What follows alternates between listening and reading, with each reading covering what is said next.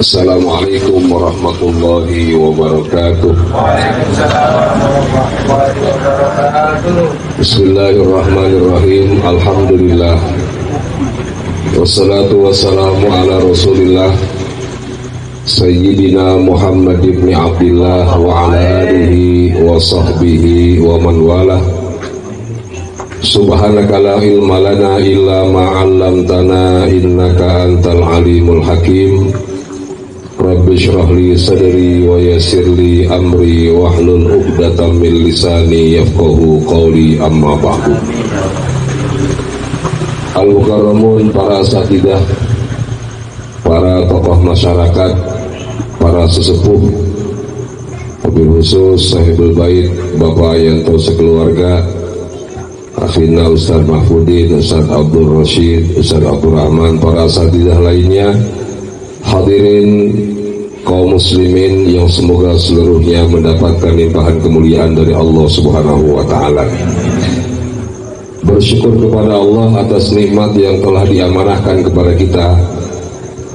Malam ini kita dapat berkumpul di tempat yang di dalamnya dibacakan ayat-ayat Allah, di tempat yang di dalamnya kita berzikir kepada Allah, bersolawat kepada Rasulullah, sekaligus kita bersilaturahim, memenuhi undangan sahibul bait Bapak Yanto sekeluarga dengan maksud dan niat beliau.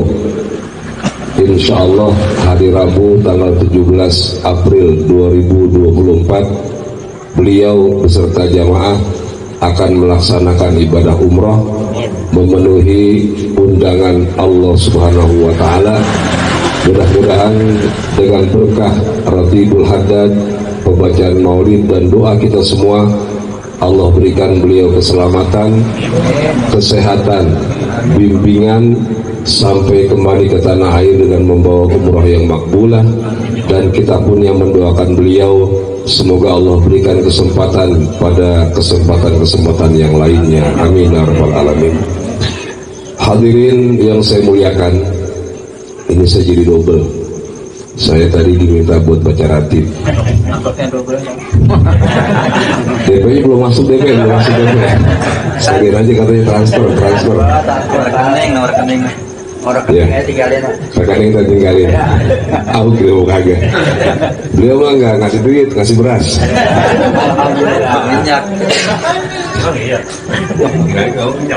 Orang yang melaksanakan ibadah haji dan umrah tak lain dia memenuhi panggilan Allah.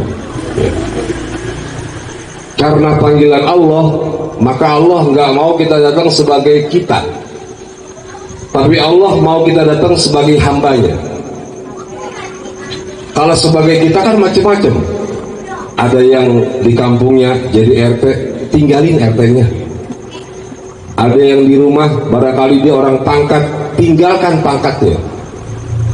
Di rumah dia jadi orang kaya, tinggalkan kekayaannya. Allah ingin kita datang sebagai Abdullah, sebagai hambanya Allah.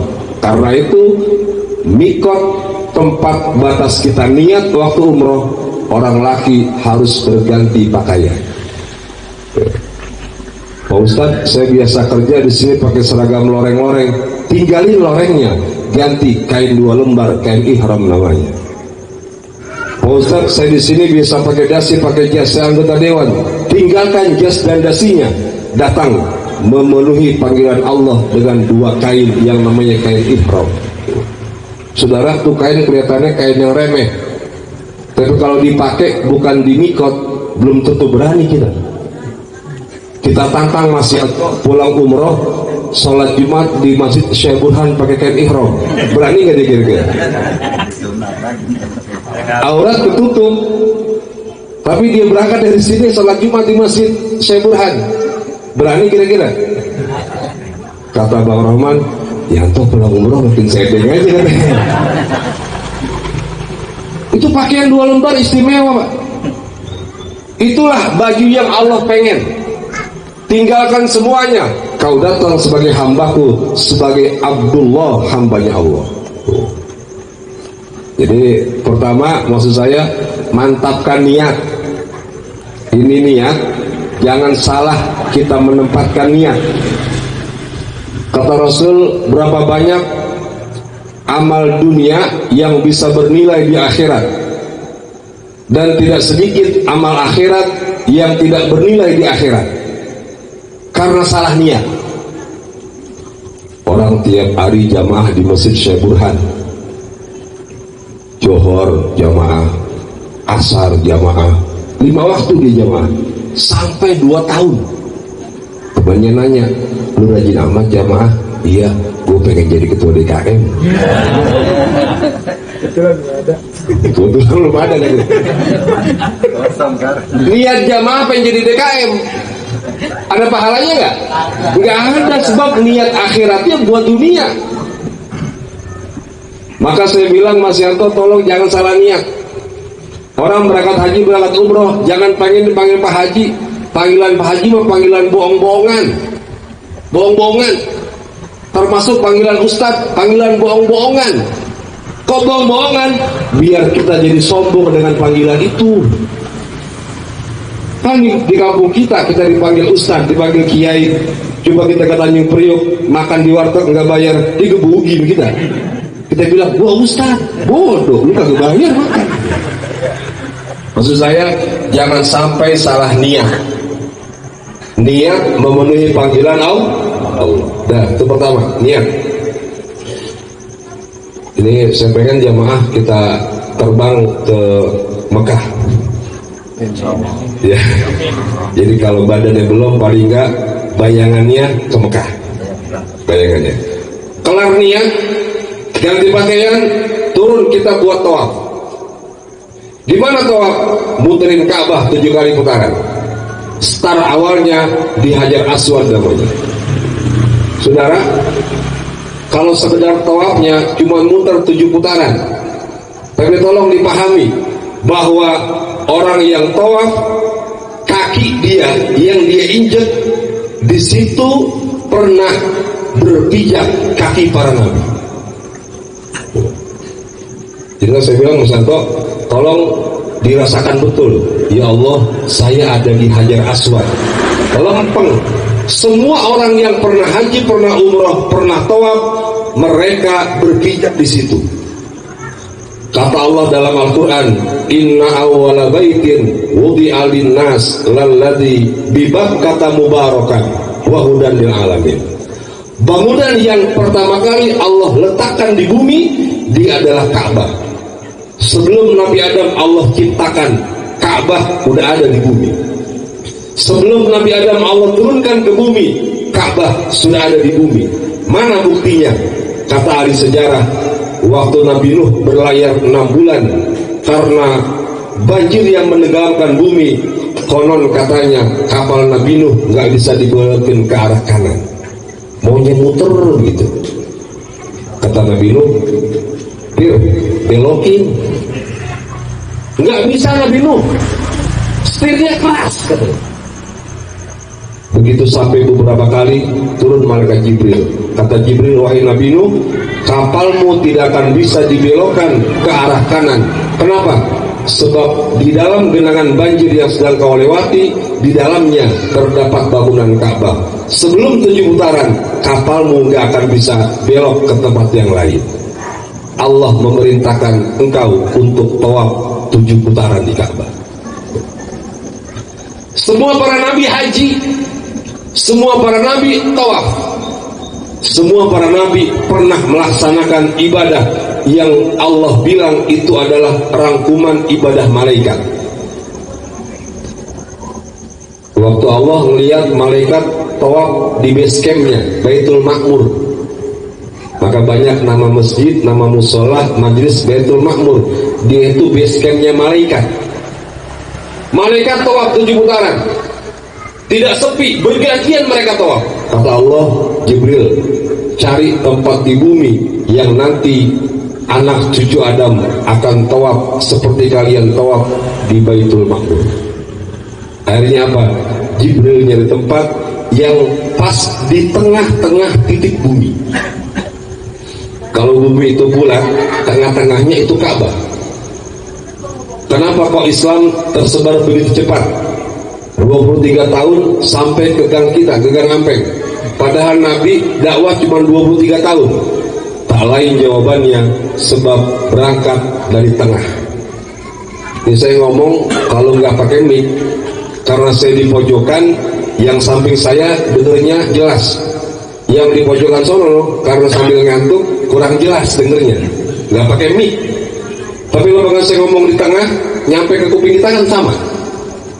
Dari tengah, Islam berangkat dari tengah, dari Ka'bah, dari Saudi yang dia adalah tengah-tengah bumi, maka Islam tersebar dengan cepat sebab nyampainya sama ke sono kemarinya. Nah, kembali. Begitu tawaf di Hajar Aswad, kita istilam. Apa istilam? Ngangkat tangan. Aki-aki yang mau dipamitin anaknya, cucunya sekolah, biasanya cucunya bilang, "Kong, kisbay kong, kisbay." Kong nggak kisbay? Cium dulu, baru dadah. Itu kisbay namanya. Tapi kalau istilam, angkat tangan dulu, baru cium. Sebab sunnahnya nyium langsung Hajar Aswad, sunnahnya. Karena orang begitu banyak, ratusan orang, kita susah buat nyium Hajar Aswad. Maka cukup lambaikan tanganmu, seakan-akan tangan kita nyentuh Hajar Aswad, baru cium. Bismillahi Allahu Akbar, cium. Coba angkat tangan. Ayo katakan semuanya. Bismillahi Allahu Akbar, cium. Wangi kan? Kalau berpakai minyak kan jadinya. Bisa aja gua hari. Nah, nyium kita. Kaki kita di mana tuh? Pas di pilar hijau. Dia adalah lempengan Hajar Aswad. Tolong dihayati Mas Yanto. Disitulah kaki Nabi Adam pernah berdiri. Disitulah kaki Nabi Ibrahim pernah berdiri. Di situ kaki Nabi Musa pernah berdiri. Di situ kaki Nabi Muhammad pernah berdiri. Di situ kaki para sahabat pernah berdiri. Di situ kaki para wali pernah berdiri. Yang ketika itu dosa kita, diri kita yang hina, bersentuhan dengan kemuliaan pijakan kaki para nabi. Subhanallah, gimana nggak bangga kita? Nabi pernah bilang ngampe nggak? Nggak pernah. Maka kaki kita saat itu bersentuhan langsung dengan pijakan kaki para nabi. Bersyukur kita kepada Allah. Tawaf 7 putaran. Nah, kelar tawaf udah 7, ada yang namanya sembahyang sunnah tawaf di belakang makam Ibrahim. Makam Ibrahim itu di dalamnya kandang burung, kalau kita bilang ada batu yang ada telapakan kaki Nabi Ibrahim waktu beliau meninggikan pondasi Ka'bah. Dulu di zaman Raja Fat tahun 85, 82, 85 kurang lebih, beliau anggap ini Hijr Ismail mengganggu putaran orang yang tawaf. Adanya di antara Ka'bah dan sumur Zam-Zam, orang kalau tawaf jadi ribet karena ada Hijr Ismail, maaf, ada makam Ibrahimnya. Ada makam Ibrahim, dianggap ribet. Ulama-ulama Saudi mereka rapat mengeluarkan fatwa bahwa besok musim haji makam Ibrahim akan kita tenggelamkan, katanya. Sebab dia bikin ribet orang yang tawaf di tengah-tengah. Ini tiang begini, begitu mobil Mas Yanto masuk bikin ribet nggak? Bikin ribet, dah katakan begitu. Orang lagi muter, ada makam Ibrahimnya. Syekh Mutawali Asy'arawi, guru besar di Al-Azhar University di Mesir, beliau mimpi ketemu Nabi Ibrahim langsung. Kita kan mimpi ketemu Haji Boim, Nabi Ibrahim datang dalam mimpi ke dalam tidur Syekh Mutawali Asy'arawi. Apa isi pesannya? Wahai Syekh Mutawali Asy'arawi, kirim salam buat Raja Saudi. Saya Nabi Ibrahim yang melarang agar makam Ibrahim itu ditenggelamkan, katanya. Tidak datang ke Mekah, dia bicara dengan Raja Saudi, dapat salam Tuan Raja dari siapa? Nabi Ibrahim. Haji Boim, Nabi Ibrahim. Beliau kirim salam bahwa beliau melarang Tuan Raja menghancurkan makam Ibrahim. Kenapa dilarang? Sebab itu adalah bukti bahwa Nabi Ibrahim pernah tinggal di kota Mekah. Itu adalah bukti bahwa beliau pernah meninggikan pondasi Ka'bah, dan pijakan itu adalah mukjizat dari Allah Subhanahu wa Ta'ala. Kita jalan di aspal, ada telapak tangan kakinya nggak? Nggak ada. Di batu kita berdiri, itu Nabi Ibrahim ada bekas telapak tangan kakinya. Kelar kita tawaf, sholat di makam Ibrahim, di belakang makam Ibrahim.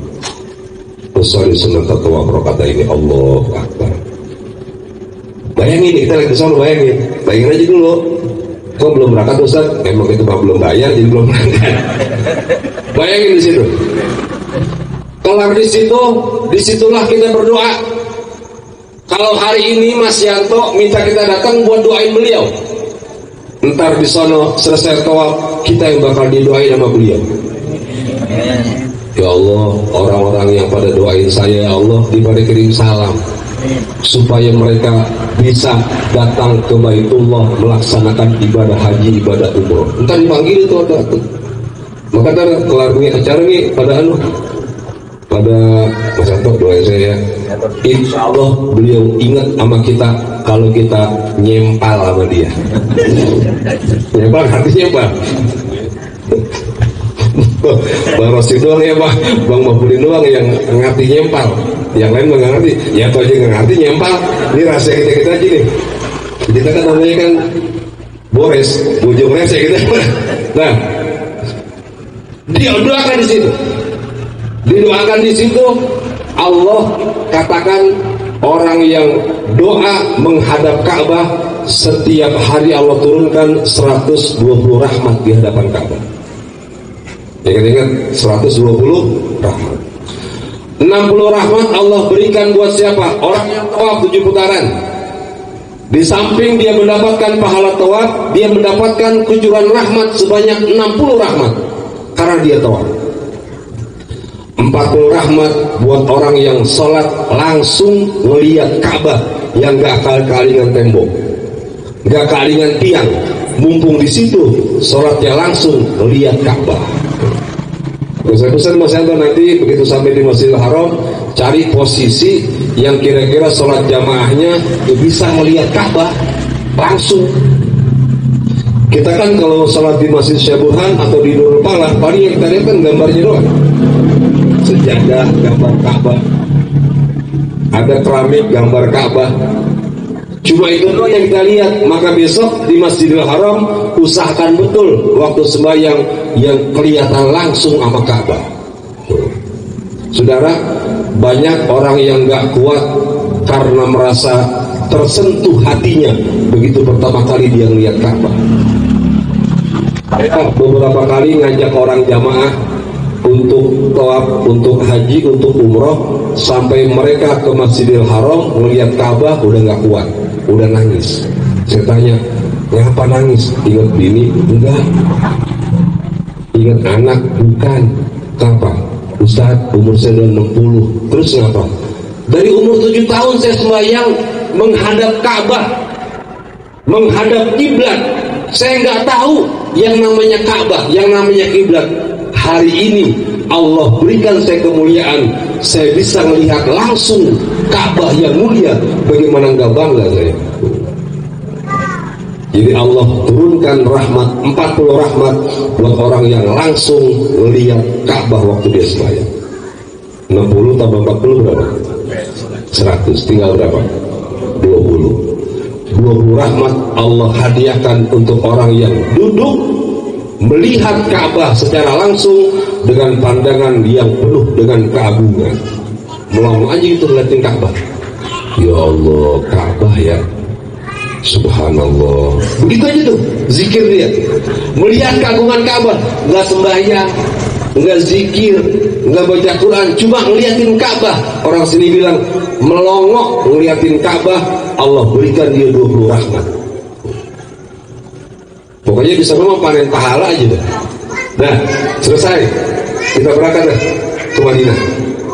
Udah Ka'bah udah rapi dah, ke Madinah sekarang. Waktunya ini tuh udah 21.15. Iya, langsung ya, berangkat ke Madinah. Di Mekah 4 hari, nyampe di Madinah. Madinah itu Allah jadikan kota suci berkat permohonan Nabi Muhammad. Mekah jadi tanah suci berkat permohonan Nabi Ibrahim. Madinah awalnya kota biasa, tapi begitu Nabi Muhammad tinggal di Madinah, beliau minta kepada Allah, ya Allah, sebagaimana doa Nabi Ibrahim yang berharap memohon kepadamu agar Mekah jadi kota suci, maka jadikan Madinah ini sebagai kota suci berkat permohonan beliau. Keagungan tanah Madinah sampai Imam Malik bin Anas, begitu beliau datang dari mana-mana, turun dari onta, turun dari kuda, sampai di Madinah beliau nggak pernah pakai sendal. Orang sini bilang nyeker. Meskipun panas 50 derajat, beliau buka sendalnya. Kata jamaah, kata muridnya, Tuan Imam, ini panas 50 derajat, padang pasir lagi panas-panasnya. Kaki Tuan Imam ntar melepuh. Apa kata beliau? Saya memuliakan tanah Madinah. Bukankah kalian tahu di dalam tanah Madinah tersimpan jasad manusia mulia? Karena itu saya pengen kehinaan diri saya bersentuhan langsung dengan debu dan tanah kota Madinah. Tuh, apa begitu? Karena dia tahu memuliakan tanah Madinah. Yang kedua, kita akan ziarah ke makam Rasulullah, makam Nabi Muhammad. Ingetin Mas Yanto, di Madinah makam Nabi Muhammad. Saya dulu waktu belum ada aplikasi buat ke Raudhah, kelar ngajak orang ziarah jamaah umrah nih, selesai kita ke Raudhah, keluar dari masjid, dia tanya, Pak Ustaz, tadi kita ziarah ke makam Nabi, siapa itu katanya?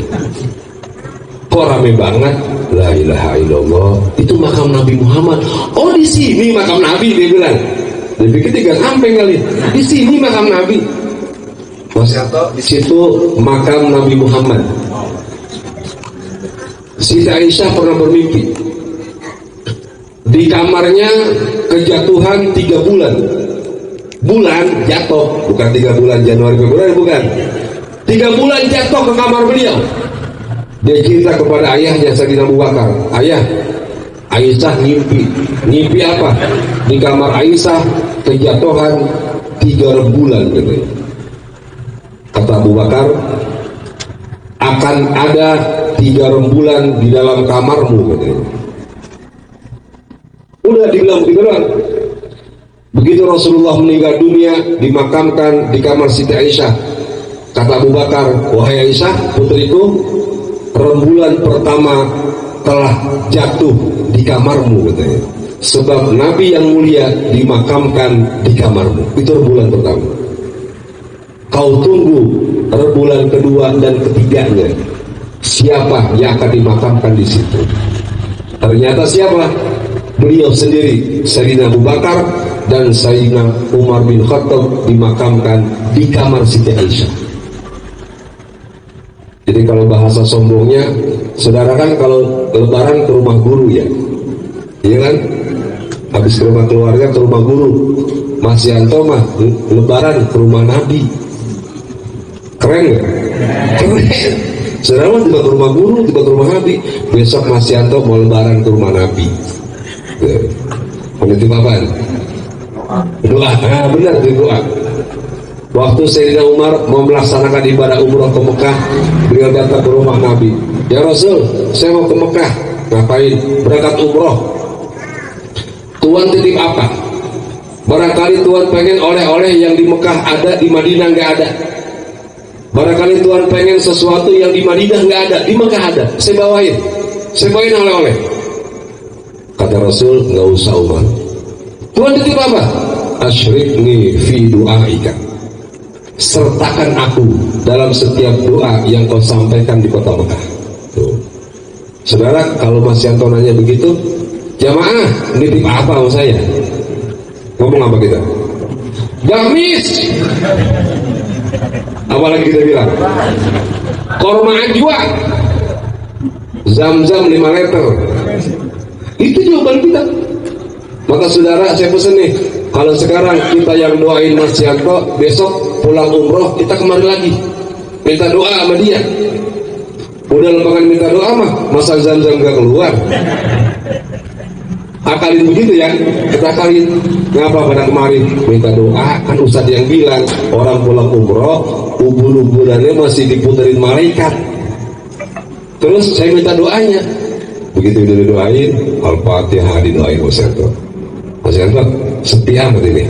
Keluar korban katanya, keluar kismisnya, keluar udah dimakan di situ, pakai segala dibuntel lagi. Ustadz Mahmudin kalau udah sambutan, sorban nih katanya sorban. Ya, jadi pertama kita doain beliau dan nanti kita minta doa dari beliau. Tapi entar pulang umroh jangan minta doa sekarang mah dia belum manjur doanya. Dan begitu beliau dekat tanah suci, sudah mendapatkan kemuliaan dari Allah, sudah ziarah ke makam Nabi, maka orang kampung bilang beliau sudah diwisuda oleh Allah menjadi insan yang sempurna, masih dekat dengan Allah, masih dekat dengan Nabi Muhammad. Hawa dekatnya masih ada. Kita datang buat minta doa dari beliau. Ya, ingetin tanggal berapa pulang Mas Yanto? Tanggal berapa pulang? Tanggal 2 32 lama amat ya. Ntar ingetin di bulan kapan kita papatin di sini. Dan itu aja sekedar mengganjal karena Pak Kiai nggak bisa hadir. Pertama alasannya karena masih banyak tamu, yang kedua kali beliau lelah. Jadi Mas Yanto beliau kirim salam nggak bisa hadir. Saya mah tugasnya buat baca ratib doang tadi. Disuruh ceramah juga. Ya mudah-mudahan Mas Yanto ada pikirannya. Itu aja yang bisa saya sampaikan. Terima kasih. Wassalamualaikum warahmatullahi wabarakatuh. Al-Fatihah.